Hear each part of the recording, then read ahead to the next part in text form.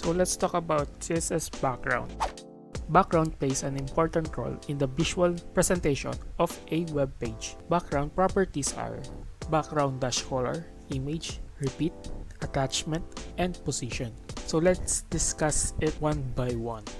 Here in my example, I use Visual Studio Code. We have index.html with elements h1, p elements, and div and h2. And then we want to style the body element with background-color hex color.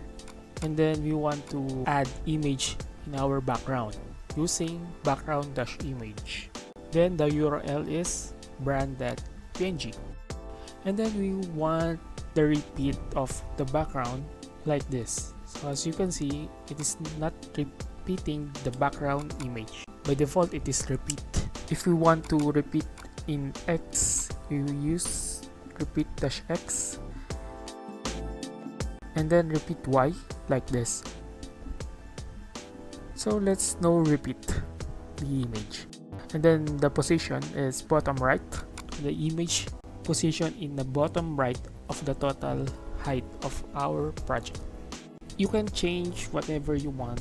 Top left, bottom left. You can use px with 2 values, as you can see in the output, but we want the keywords. You can use single word, so it's up to you if you want 2 values or only 1. Then we want to change the attachment into fixed. Pero kapag gagamit tayo ng lorem ipsum na sample words at lagpas ito sa total na 100% na height, kapag ni-scroll natin, makikita natin yung fixed na background image.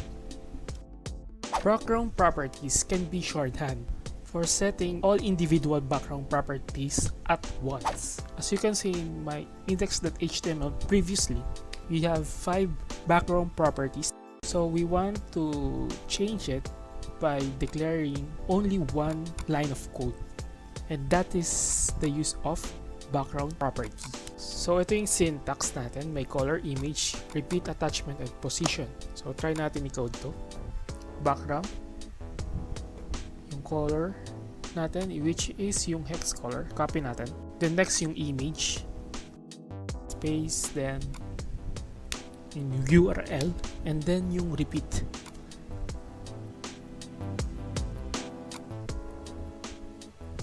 And then yung attachment.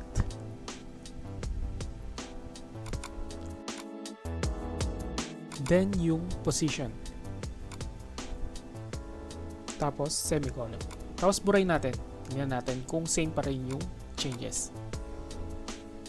Save. Then tingnan natin. Ganun pa din. If you want to change the position, pwedeng ganyan na lang. Pwede kayong maglaro ng mga hex color, kung ano mang image yung gusto nyo, o kung ano mang properties yung gusto nyo palitan. Try to explore it. Kung nagustuhan mo yung video na to, please leave a like and subscribe to my channel. Like mo na rin yung Facebook ng CodeGrabPH. Salamat, sana may natutunan ka.